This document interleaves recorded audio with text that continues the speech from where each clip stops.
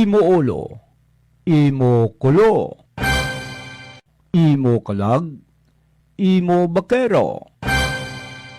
Para ikaw makasiguro, Biblia ang basihan mo.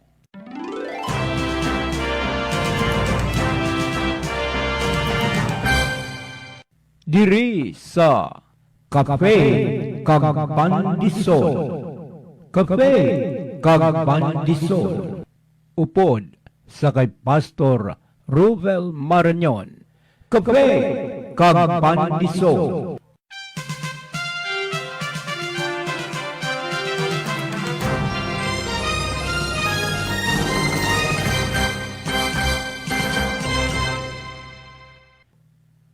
Kagkaron ang alagad sang Ginoo. Good morning. Good morning. Good morning. Samtang nagapangapi ka mo, kag nagakaon sang pandesal sa sining kagahon, upod nyo naman liwat.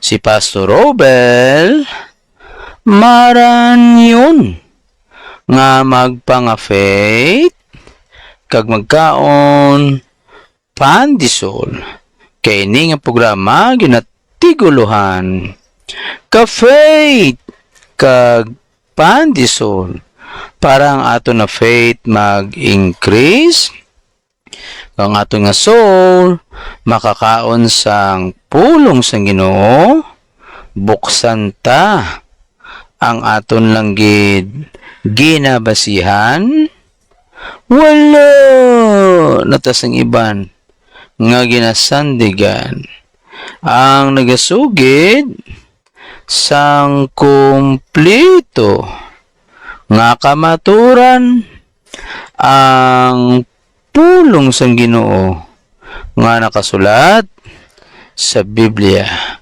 Kay ang topiko ta subong mga biyan kag mga utod ko kay Kristo Jesus, Believers Authority, Part 3. Kag mabasahan ta na sa Pilemon, chapter 1, verse 8 to 9, sa Hiligaynon nga version.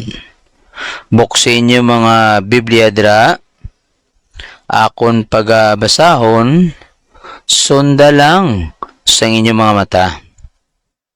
Pilemon, chapter 1, verse 8 to 9, Hiligaynon version. Karon, may ipangabay ako sa imo, naibaluan ko nga tungod sa autoridad nga ginhatag sa ako ni Kristo, makasugo ako sa imo. Pero tungod nga ginapalangga ako ikaw, mapangabay na lang ako sa imo. Gani bilang isa katigulang, kag binilanggo nga alagad ni Kristo Jesus. Believers Authority, Part 3. Sang nagligad, gindiscuss sa inyo, nga may mga araiban nga tao nga ginausar ining Great Commission nga ginatudlo nila nga autoridad sang tumuloo. Basahon tabla liwat sa Matthew 28 verse 18 to 20. Silindra sa Matthew 28 verse 18 to 20. Silindra, and Jesus came and spake unto them, saying, all power is given unto me in heaven and on earth. Go ye therefore and teach all nations, baptizing them in the name of the Father, and of the Son, and of the Holy Ghost, teaching them to observe all things whatsoever I have commanded you. And lo, I am with you always, even unto the end of the world. Amen. Ang ining authority sa sininga passage clearly belongs to Jesus. Kaya nga nagabasa, he claims quote-unquote all authority. And then ginambal niya nga sa iya nga idalom under si authority kung ano ang himuon. So based on the Great Commission, the only quote-unquote authority believers possess is the authority to go into all the world. No, again, the authority to make disciples, the authority to baptize in the name of the Father, the Son, the Holy Spirit, and the authority to teach Jesus' commands. So, sa pag-exercise ng otoridad, matin mayo ang tumuluo, simply obeying orders. At least, klaro na sa aton nga ang otoridad halin sa Ginoo kitaya gasunod sa sugo niya. Kag besides the authority to share the gospel, ang authority sang tumuluo includes the right to be called a child of God. Ginbutang gina sa John chapter 1 verse 12. Basahon ta John chapter 1 verse 12.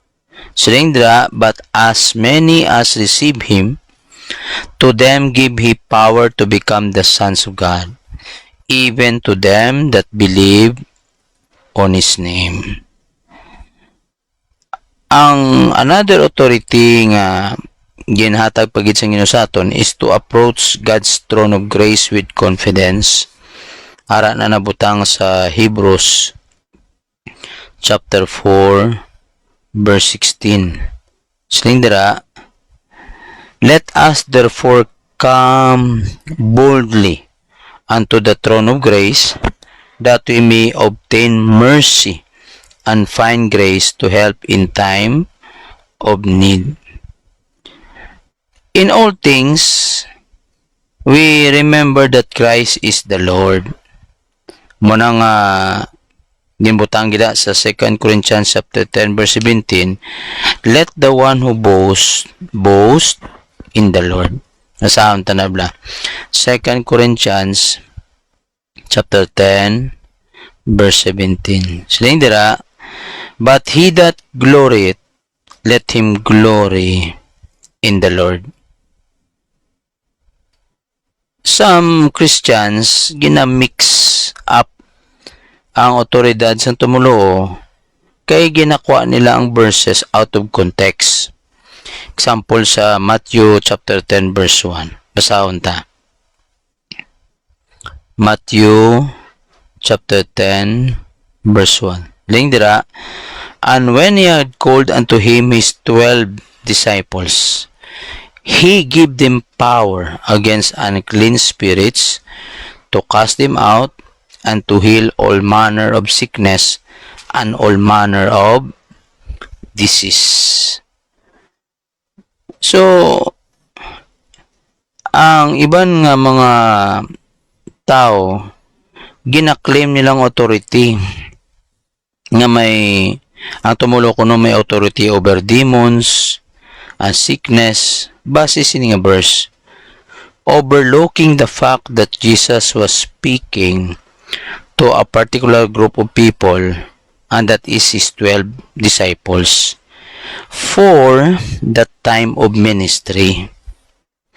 Ang iban ga-assert naman na sila nga may possess sila nga apostolic gifts, claiming for themselves the same authority pareho ni Peter, pareho ni Paul. Ang iba naman nag-claim authority ning mga tumulo base sa promise sa Old Testament sa kay Joshua sa Joshua chapter 1 verse 3. Basahon tabla Joshua chapter 1 verse 3. Sinindra, every place that the sole of your foot shall tread upon, that have I given unto you, as I said unto Moses. Ti claim na ilang authority nga kung ano matapakan sa konti lang mo na ginatag sang Ginoo sakon. Di gagwa sila karon do galan grab kay mo ya. So yan ay particular sa kay Joshua. Mayara pagid sa iban sa Gideon sa Judges chapter 6 verse 23. Pasahon ta. Judges chapter 6 verse 23. Silindira, and the Lord said unto him, Peace be unto thee, fear not, thou shalt not die. Hindi kaya kuno madutlan mo. Kay ginambal gid sang Ginoo hindi ka mapatay. Ang na saya nga mensahe para gito ya kay Gideon. Hindi niya angot sa aton nga personal. So para gito ya particular gi kay Gideon. Ora pa gid ang authority sang Israel sa Deuteronomy chapter 8 verse 18. No, ngagin atag man kuno sa aton. Deuteronomy chapter 8 verse 18. Silindra, but thou shalt remember the Lord thy God, for it is He that giveth thee power to get wealth. Hindi mo na nga hindi ko na pwede magpigado. That He may establish His covenant which is swear unto thy fathers as it is this day. But sino kung Kristohanon ko kuno mamanggaranon kay gid. Hindi na sa context sa mo na nga pag-explicar. Pagit sa Malakay chapter 3 verse 10. Tingdra sa Malakay chapter 3 verse 10. Bring ye all the tithes into the storehouse, that there may be meat in mine house, and prove me now herewith, saith the Lord of hosts, if I will not open you the windows of heaven, and pour you out a blessing that there shall not be room enough to receive it. So, ang ila pag-insindi sining buuan kagidya sang pagpakamay sang Ginoo. Tsakto man gid na kung nagasunod ka sa iyang sugo, pero halin na sa Dios ang desisyon. Kay may mga iban man nga pamaagi kung paano niya ka i-bless basta nagasunod ka. Again, taking verses out of context, other believers claim authority based on pagid sa Mark 16 verse 17 to 18. Sound ta? Mark chapter 16 verse 17 to 18. Silindra, and these signs shall follow them that believe. In my name shall they cast out devils. They shall speak with new tongues. They shall take up serpents. And if they drink any deadly thing, it shall not hurt them. They shall lay hands on the sick, and they shall recover. So, tanaw ba lang iban siga himo lang sini, no? Gainom sang poisonous, ti kay tumuloon na sila kuno, hindi sila mano. Pero, nakitaan taman nga it turn out to death. Muna nga hindi ta niya pag-abusaran ang paghatag sinisang natawag nga mensahe sang Ginoo. Kay ang tendency sina makuha naton ang mensahe nga wala sa konteksto. Kaya ang inang portion na sang Mark's Gospel ang ginbasa ko sa inyo is a late addition and not original. So, pagid si Apostle Paul exhorted Titus to teach the scripture boldly with authority sa Titus chapter 2 verse 15. Amo ni saya ang authority nga exercise ta nga naga atag sang actual nga instruction sa aton. The moment scripture, it must be teach boldly. Sa Titus chapter 2 verse 15. Silindra, Titus chapter 2 verse 15. These things speak and exhort and rebuke with all authority. Let no man despise thee. Abyan kung wala ka pa sang tutuod nga relasyon sa Ginoo paagi sa pagtuo mo kay Kristo Jesus bilang manlas mo ka Dios nga amo ang bugtong anak sang Ginoo, hindi mahuya ang una mo gigunahon, pangayo patawad, sincero kay ang promesa sa Ginoo patawaron ni ka kag tinluan ang imong unrighteousness kag batuna ang yabugtong anak nga si Kristo Jesus bilang manulas mo Dios, and surely you have eternal life.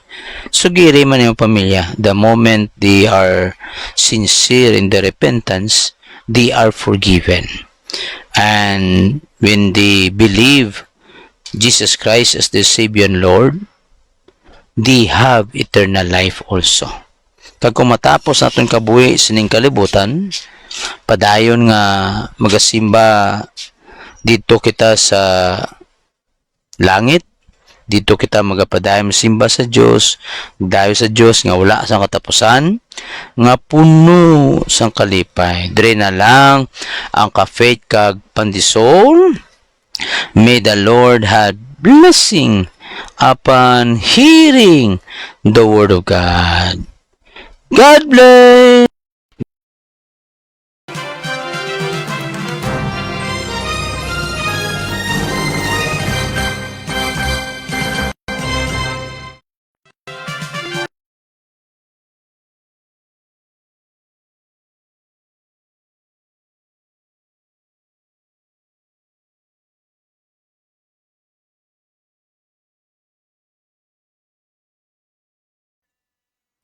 Thank you for viewing and listening.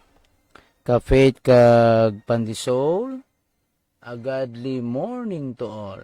Keep safe sa tanan. Pray for one another's protection. God bless us more abundantly. Again no, mag-start na kita. Nakasend na kita sa mga group kag mga individual. Gulpi lang nag-fluctuate. Dula naman ng internet. So, balik naman ta set up, no? So anyway, importante makapadayon ang pagsabog sang mayong balita kag by the grace of God ang ay check ta kung nagasulod ang audio ta ara. So salamat gid sa nagsunod diri sa aton subong. Una gid si Tatay Jess Reyes is watching. Thank you so much tay kag sa tanan nga Tres family, God bless sa inyo. Salamat man sa kay Bro Felipe Mendoza is watching. Thank you so much Bro Felipe nga nakabalik ka kag praying for your good health kag sa imo family sa tanan nga Mendoza. God bless sa inyo. Kag thank you so much man sa kay Bro Jeffrey, nadula naman. Nadula ang di na to. Thank you so much kay Bro Jeffrey Pirato. Excuse na ya. Anong taon tadi mga comment ninyo. Area. Yeling Adre, good morning Pastor Robel and to listeners kapit kag pandisol.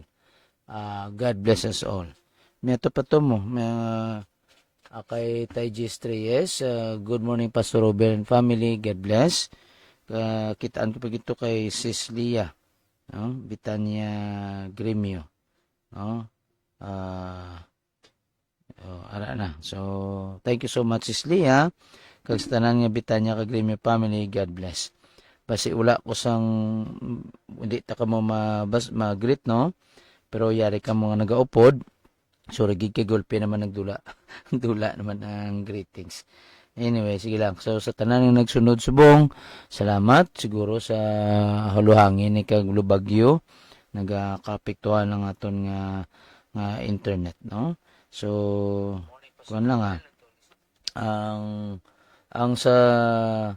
ang kagapon ang nag-greet nato ng November nga 2, subong November 3 naman. So kagapon isa dapat November 4 na ta subong mo, no? Lantan tabi kung sakto. November 4 na ta. So ang iya ka Facebook November 3, no? Medyo delayed. Gilang happy birthday, belated happy birthday sa kay Tito Bobby Banjula, no? Belated happy birthday. kay Kindal Mark Morin, A.J. Bio, Lorma Diaz, Daryl Inaglaan, Ana Marie, Mary Jean Tagli Noble. So, ang November 4, wala pa gin post ang Facebook. So, sige lang kung sinong may mga birthday subong, happy birthday sa inyo. Ilang taon ta dibi sa Facebook, no? Kung sino may mga birthday. Okay. So, ay man okay. Sige lang. Ang importante dira nga magpangamuyo ay kita maplangga, no? Kay ang bagyo mag-aagi diri sa aton, pero pangamuyo tang maglusaw na sa, no? Hindi siya magkusog, ulan lang sa. Hindi siya magkusog kay damo mapiktuhan.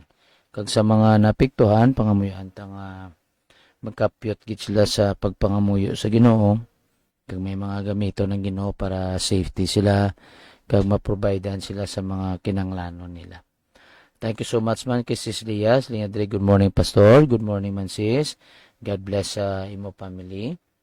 Kag padayon ta kamo ginimbitar mga plangga kada Domingo diri sa Tangob Missionary Baptist Church. Manimbahon kita sa Lord's Day. Make it a habit that every Sunday nagatipon kita sa simbahan kag mag-worship sa Ginoo sa Espiritu kag sa kamatuoran. So kung gusto niyo din magsimba, welcome ka mo dire. 9 o'clock ang start sang service. Ang una sinang Sunday School. Kag sunod ang mga na-assign dira nga magatag sa mensahe sang Ginoo, ang mga brotherhood headed by Deacon Johnny Binson. Then pagka second part sang worship sa sininga Domingo, pangamuyuin niyo ko mga plangga, kaya akong gamiton sa Ginoo sa paghatag sang mensahe sang Dios. No, kag pray for spirit-filled yung preaching, kag tagipusoon nga open, pamisaron nga open, nga maga-response ang mga makabati sang pulong sang Ginoo, nga mag-surrender sila kabuhi, batonon si Kristo Jesus bilang manlas kag Dios, kag may magpabaptize, mag-transfer sa membership, para mangin active nga tingob kita madamo nga maghimo sang buluhaton sa pagpangakot sa kalag pabalik sa Ginoo, no? So please pray kag matapos gid ang mensahe sang Ginoo kag mapalapnag naman sa iya katawhan. Kag pagkahapon sina may fellowship sa Brotherhood 2 o'clock or 3 o'clock. Brotherhood, Women's, Midlers, Midlights kag Young People. Then pagka 4:30 or 5 o'clock, Vesper service naman na. No? Iba-iba ng mga pastor ang naka-assign dira. And then pagka Wednesday may prayer meeting, 5 o'clock. So kung hindi ka makatultol diri sa Tangob, Missionary Baptist Church, saka lang ka matangob nga jeep, naog ka mo da sa may barangay hall, may tricycle sakay ka mo, padulong ka mo sa Team BC. Supunin nyo na lang Tangob Christian Academy Incorporated nga school, TCAI, para hindi ka mo magtalang kay idulong kag ka mo na dire, no? So para mangin ka upod ka mo namon nga mag worship sa Ginoo. And then pagka every Saturday may please pray gini sa school ministry sang Team BC, amo ning Tangob Christian Academy Incorporated. Ang aton da nga principal si Doc Efren Lanasi, ang mga pangamuyantang mga staff sa TCI, office staff, ang mga teachers, no, students, mga parents, guardian, amuyantang wala sang isa gid may mawala, tanan gid maluwas. And then sa chapel hours sa 12, inyo naman alagad naka-assign. So please pray again for me. Please pray sa tanan nga mga kapastorana sa mga gamiton sa Ginoo nga mag-spread sa nga pulong nga iya gid mensahe ang mabaton sa katawan. Kaya nga mga katawan nga makabati sa pulong, mangin responsive gid sila, no? Ang will sa Ginoo mo gid ang matuman sa sinang adlaw, no? Kumbaga inang adlaw, that day is the day of salvation. Okay?